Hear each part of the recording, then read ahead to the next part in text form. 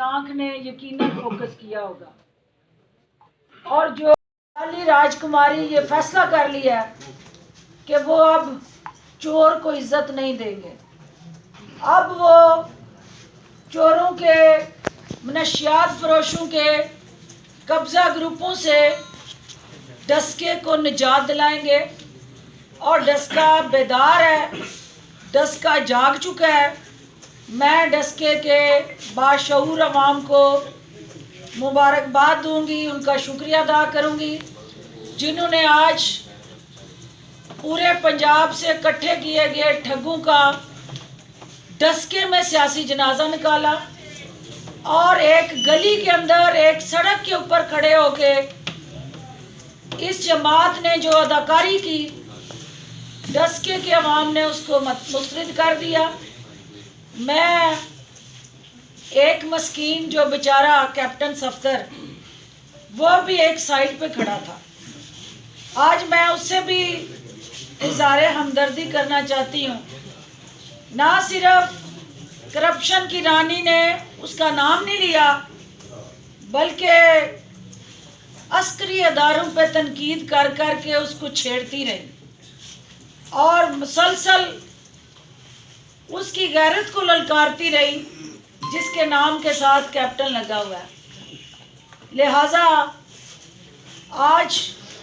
डस्के के अवाम को मैं ये कहना चाहती हूँ कि एक तरफ मनशियात फरोश, एक तरफ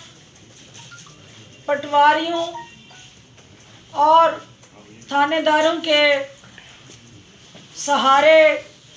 सियासत को जिंदा रखने वाला टोला, थाने और कचहरियों में लूट खसूट, किकबैक्स और करप्शन के माल पे बनने वाली वो जायदादें, असासे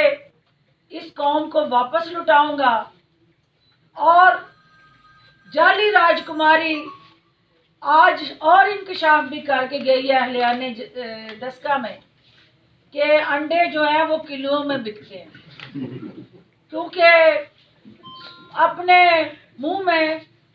सोने के चमचे लेके पैदा होने वाले, जिन्हें आज तक ग्रास रूट लेवल पे जाके किसी दुकान पे खड़े होके खरीदारी का इत्तेफाक ना हुआ हो, तो उन्हें क्या पता कि अंडे दर्जन में बिकते हैं या किलो में बिकते हैं, और वो भी 8 के अंदर किलो नहीं होता, एक दर्जन 12 अदद पे दर्जन होता है। और ये इस बात की अक्कासी करता है कि अहलियाने डस्का कि ये मदारीगर, ये सियासी बहरूपिये, ये सिर्फ और सिर्फ इस वक्त अवाम को बेवकूफ़ बनाने के लिए हर उस हद को पार करना चाहते हैं, हुकूमत के सब्र का इम्तहान लेना चाहते हैं।